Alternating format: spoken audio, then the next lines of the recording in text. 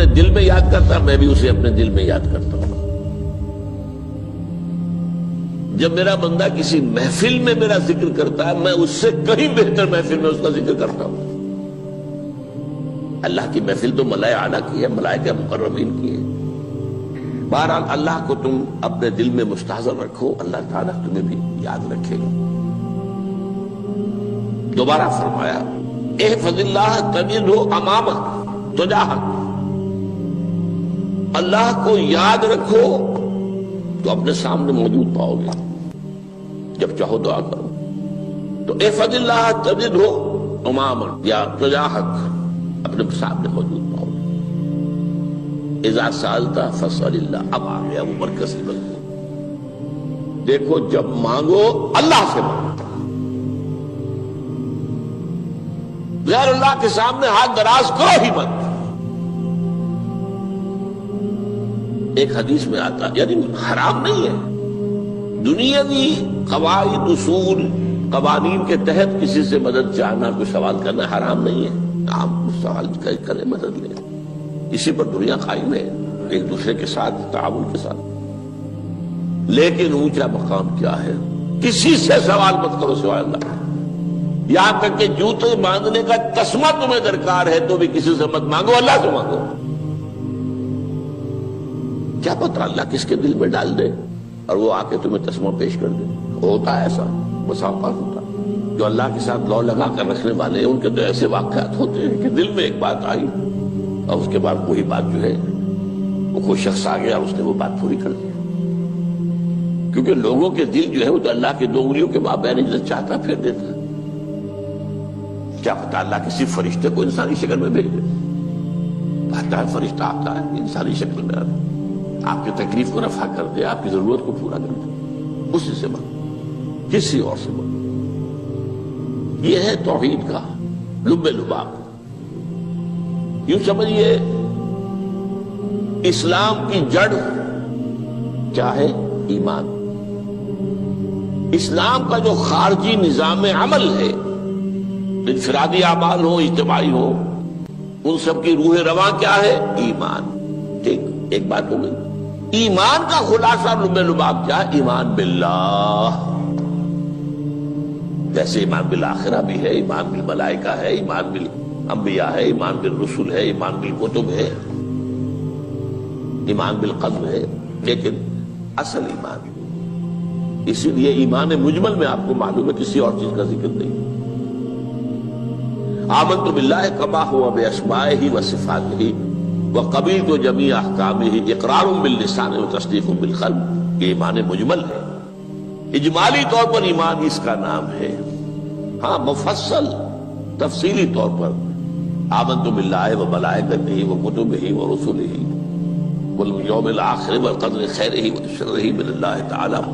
تو اسلام کی جڑ ایمان، اور اسلام کا سارا جو نظام عمل ہے، چاہے انفرادی اعمال ہو چاہے اجتماعی، ان سب کی روح رواں ایمان، اور ایمان کا خلاصہ ایمان باللہ۔ اور ایمان باللہ کا اصل حاصل وہ ہے جو اس حدیث میں آ رہا، اس کے دو ہیں تقاضے، عبادت صرف اسی کی، استعانت صرف اسی سے۔ اس لیے میں نے سورہ فاتحہ کا تذکرہ شروع میں کیا۔ یہ عبادت کا جوہر ہے، عبادت کا جو ہے یہ ایمان کا حاصل، عبادت صرف اس کی ہے اور استعانت صرف اس سے۔ استعانت ہی میں سوال بھی آ گیا، یہ بھی مدد ہے۔ آپ کسی سے کچھ مدد مالی چاہ رہے ہیں یا کوئی اور مدد چاہتے ہیں، کسی کام میں مدد چاہتے ہیں، جیسے میں نے کہا تھا کہ سفارش کرانا چاہتے ہیں، یہ بھی مدد ہے۔ وَإِذَا اسْتَعَنْتَ فَاسْتَعِنْ بِاللَّهِ، اور جب مدد مانگو صرف اللہ سے مانگو۔ اور وہ سارے الفاظ یاد کر لیے، استدعاء، استعانت، استغاثہ، یہ جو غوث اعظم سے استغاثہ کیا جاتا ہے یہ تو شرک ہے۔ استغاثہ اللہ سے، دعائی اللہ کی، اس اعتبار سے استمداد، استعانت، استدعاء، استغاثہ، یہ سب اللہ سے، صرف اللہ سے۔ عبادت صرف اللہ، ایاک نعبد، اور استعانت صرف اللہ سے۔ مانگو صرف اللہ سے، جب مدد طلب کرو صرف اللہ سے، اور جان لو اگر تمام لوگ جمع ہو کر تمہیں کوئی فائدہ پہنچاؤں گے نہیں پہنچا سکتے، الا بشیء قد کتب اللہ لک وان اجتمعوا علی ان یضروک بشیء لم یضروک الا بشیء قد کتب اللہ علیک، اگر سب مل کر چاہیں تمہیں کوئی نقصان پہنچا دے نہیں پہنچا سکتے مگر وہی کچھ جو اللہ نے تمہارے لیے لکھ دیا۔ اب بتائیے خوف کی جڑ کٹ جائے گی کہ نہیں؟ یہ جو ایمان جو ہے یہ خوف اور حزن دونوں سے نجات دلانے والی بات ہے۔ جو حقیقی مومن ہے وہ اللہ کا ولی ہے، حقیقی مومن وہ اللہ کا ولی ہے، اور الا ان اولیاء اللہ لا خوف علیہم ولا هم يحزنون۔ یہ اولیاء اللہ کو علیحدہ مخلوق نہیں ہے، کوئی ان کے سر پہ سینگ نہیں ہوتے، انسان ہی ہوتے ہیں، لیکن حقیقی معنی میں مومن ان اعتبارات سے جو آج ہم پڑھ رہے ہیں ایمان اس درجے کا پہنچ گیا تو اللہ کا ولی ہے۔ ان لوگوں کے لیے خوف کس بات کا ہوگا؟ کس سے خوف کروں؟ اس کے ہاتھ میں کچھ ہے ہی نہیں، اور اگر کچھ اللہ نے میرے لیے لکھ دیا وہ آ کر رہے گا، چاہے میں لاکھ گڑ گڑاؤں اس کے سامنے کہ مجھے چھوڑ دے، اگر اللہ نے لکھا وہ آیا وہ تو آئے گا، تو کاہے کو اس کے سامنے گڑ گڑانا، کاہے کو جبرسائی کرنا اس کے سامنے، اور کسی کے ہاتھ میں کچھ ہے ہی نہیں، میرا خیر ہے ہی نہیں، کاہے کو خوشامد کروں اس کی۔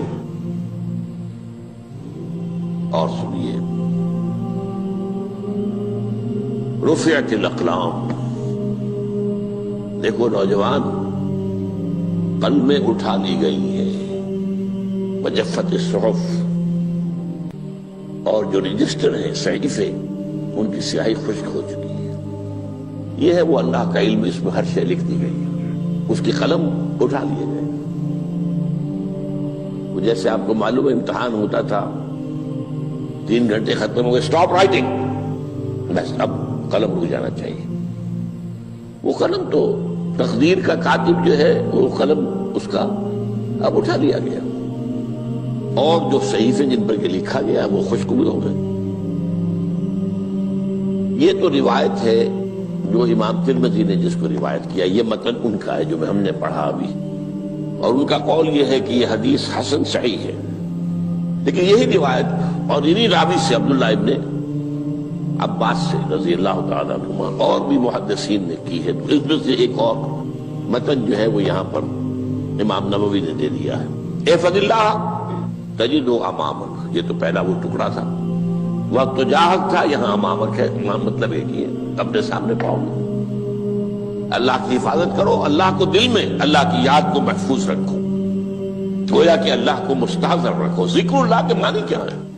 استحضار اللہ فی القلب، یہ ذکر اللہ ہے۔ جنہیں ہم ذکر سمجھ بیٹھے ہیں وہ ذکر کے ذریعے ہے۔ اقیم الصلاۃ لذکری، نماز قائم کرو میری یاد کے لیے، نماز ذریعہ ہے یاد کا۔ یہ علیحدہ بات ہے کہ آپ نے 17 رکعتیں بھی پڑھ لی ہو عشاء کی اور یاد آپ کو آئی ہی نہیں کوئی، آپ تو ایک میکینیکل انداز میں جو ہے وہ اٹھک بیٹھک کر رہے ہیں اور آپ کی زبان سے کچھ بھی نکل رہا ہے، تو اس کا آپ کے شعور سے، دل کی گہرائی سے کوئی رابطہ ہے ہی نہیں، وہ ذکر تو نہیں ہوا۔ ہاں نماز فرض تھی وہ ادا ہو گئی، آپ کی ایک فرض ادا ہو گئی۔ تو جنہیں ہم نے ذکر سمجھا وہ ذرائع ذکر ہے، اللہ اللہ سبحان اللہ زبان سے، یہ تاکہ اس کے نتیجے میں وہ ذکر حاصل ہو جائے۔ استحضار اللہ فی القلب، ذکر کے معنی ہے استحضار اللہ فی القلب۔ تعرف الی اللہ فی الرخاء، اور دیکھو کشادگی کے وقت میں تم اللہ کو یاد رکھو، اللہ کی طرف رجوع کیے رہو، بھول نہ جاؤ۔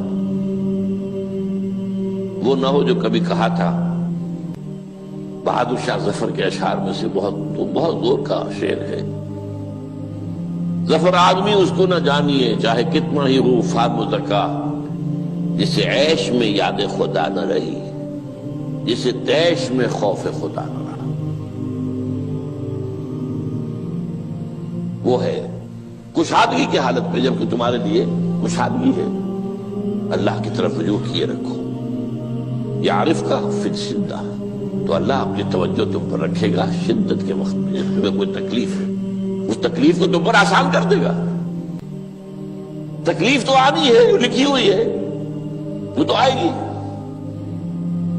لیکن یہ کہ اللہ تعالیٰ اس کی شدت کو، ایک ہی چیز ہے جس کو ایک انسان بہت شدت کے ساتھ محسوس کر رہا ہے، دوسرا آدمی اتنا نہیں محسوس کر رہا ہے، احساس کا معاملہ ہوگا نا۔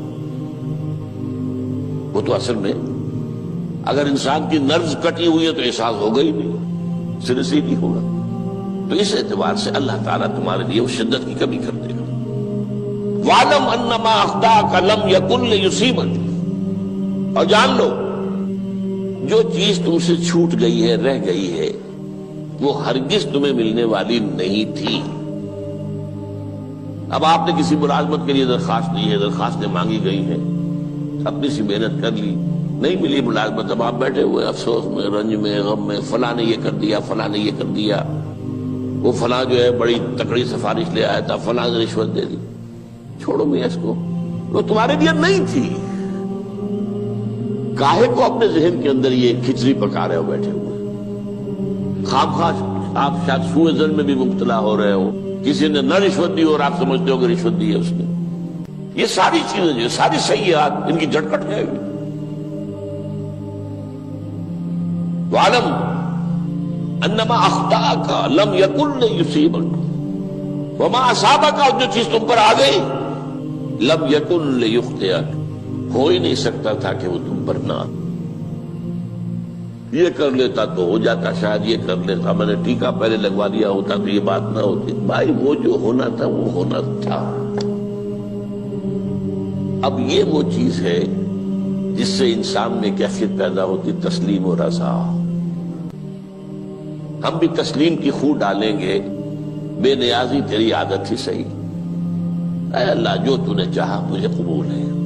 اسی لیے میں نے آپ کو آیتیں سنائی سورۃ تغابن کی، ما اصاب من مصیبت الا باذن اللہ، کوئی مصیبت نہیں آتی مگر اللہ کے اذن سے۔ وَمَن یؤمن باللہ یہد قلبہ، جو اللہ پر ایمان رکھتا ہو اللہ اس کے دل کو ہدایت دے دیتا ہے۔ ہدایت کس بات کی؟ تسلیم و رضا۔ سر دوستاں سلامت کہ تو خنجر آزمائی، نہ شبد نصیب دشمن کے شبد ہلاکے تیغت۔ اے اللہ تیری طرف سے ہے، مجھے قبول ہے، اور بظاہر مجھے تکلیف ہو رہی ہے لیکن یقیناً اس میں میرا کوئی خیر ہے۔ بیدک الخیر، تیرے ہاتھ میں تو خیر ہی خیر ہے، جو بھی تیری طرف سے آئے۔ سر تسلیم خم ہے جو مزاج یاد میں آئے۔ اور یہ مضمون جو ہے زیادہ بڑے پیمانے پر سورہ حدید میں آیا ہے۔ ما اصاب من مصیبت فی الارض ولا فی انفسکم الا فی کتاب من قبل ان نبرأھا، کوئی مصیبت نہیں آتی نہ تمہاری جانوں میں نہ زمین میں زلزلہ آ جانا، سیلاب آ جانا، کچھ اور زمین کا دھنس جانا، یا یہ ہے کہ تمہاری جانوں میں کوئی بخار ہو گیا، کوئی اور تکلیف ہو گئی، اچانک معلوم ہوا کہ انسان جو کینسر ہے، اور کینسر بھی اب 3rd سٹیج کو پہنچ چکا ہے، لیکن جو بھی آیا ہے وہ اللہ کے علم کی کتاب میں پہلے سے لکھا ہوا ہے۔ فی کتاب من قبل ان نبرأھا، یہ کتاب میں درج ہے اس سے پہلے کہ ہم اسے ظاہر کریں۔ اس کا نتیجہ کیا نکلنا چاہیے؟ لیکن لا تأسوا علی ما فاتکم ولا تفرحوا بما آتاکم، افسوس نہ کیا کرو جو تم سے جاتا رہے، چھوٹ جائے، کوئی عزیز فوت ہو گیا، کوئی موقع ہاتھ سے نکل گیا، ارے بھائی میں چوک گیا، بڑا موقع تھا، اب اس پر افسوس کر رہے ہیں؟ نہیں، جو چیز لیکن لا تأسوا علی ما فاتک ولا تفرحوا بما آتاک، جو اللہ تمہیں دے دے اس پر اتراؤ مت۔ وما اصابک لم یکن لیخطئک واعلم ان النصر مع الصبر، اور جان لو اللہ کی مدد صبر کے ساتھ آتی ہے، جو آئے اس کی طرف سے جھیلو۔ زبان پر کلمہ شکوہ اور شکایت نہ آئے، اللہ سے شکایت نہ آئے، تسلیم و رضا، جو تیری رضا ہے۔ تیری صحت ہمیں منظور ہے لیکن اس کو، مولانا محمد علی جوہر ایک مرتبہ جیل میں گئے، ایک بیٹی بیمار ہوئی، فوت ہو گئی، اس کے بعد دوسری مرتبہ پھر جیل میں گئے، دوسری بیٹی کو وہی بیماری ہوئی، جیل میں اطلاع ملی کہ بیٹی کو یہ بیماری ہو گئی ہے، تو خط لکھا ہے اشعار کی شکل میں، کا آخری شعر یہ ہے: تیری صحت ہمیں منظور ہے لیکن اس کو نہیں منظور تو پھر ہم کو بھی منظور۔ ہم تو چاہتے ہیں میں بیٹی کے تجھے شفا ہو جائے، اسے منظور نہیں تو پھر ہمیں بھی بتا۔ وَاعْلَمْ أَنَّ النَّصْرَ مَعَ الصَّبْرِ وَأَنَّ الْفَرَجَ مَعَ الْكَرْبِ۔ فرج، فراخی، کھل جانا کسی چیز کا، یہ ہے کرب کے ساتھ، تکلیف کے ساتھ، تکلیف ہوتی ہے ساتھ۔ اللہ نے قانون بنایا ہے دنیا کا۔ اب آپ اندازہ کیجئے بچے کی ولادت میں ماں کو کتنی تکلیف اٹھانی پڑتی ہے۔ آج کل تو فیشن ہو گیا ہے، سیدھے سیدھے جاؤ آپریشن کراؤ تکلیف سے بچ جاؤ، لیکن یہ ہے کہ یہ بھی آپ کے علم میں ہوگا، وہ ساری تکلیف جیسے ہی بچے کو لا کر ماں کے برابر لٹایا ہے ساری تکلیف ختم، پھر جو راحت اسے میسر آتی ہے۔ ان الفرج مع الکرب وان مع العسر یسرا، اسی لیے میں نے وہ آیتیں بھی پڑھی تھی، ان مع العسر یسرا ان مع العسر یسرا۔ اس دنیا میں یہ اللہ نے نظام بنایا ہے، سختیاں جھیلنی ہی ہوں گی۔ لقد خلقنا الانسان فی کبد، ہم نے انسان کو پیدا کیا مشقت کے اندر، مشقت تو کرنی پڑے گی۔ کسی کی جسمانی مشقت زیادہ، کسی کی ذہنی مشقت زیادہ، مشقت سے چارہ کسی کو نہیں۔ تو یہ ہے ان مع العسر یسرا ان مع العسر یسرا۔ بارک اللہ لی ولکم فی القرآن العظیم ونفعنی وإیاکم بالآیات والذکر الحکیم۔ جدوں کافر اسی پچ ہو گیا، پھر تسبیح مصلا کی کرنا، اساں ظاہر نوں رب منیائے، باطن دا اللہ کی کرنا، اساں ظاہر نوں رب منیائے، باطن دا اللہ کی کرنا۔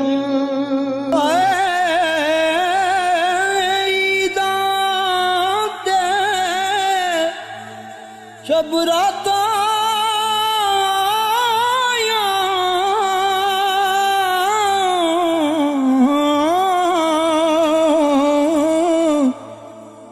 سب لوگ گران آئے،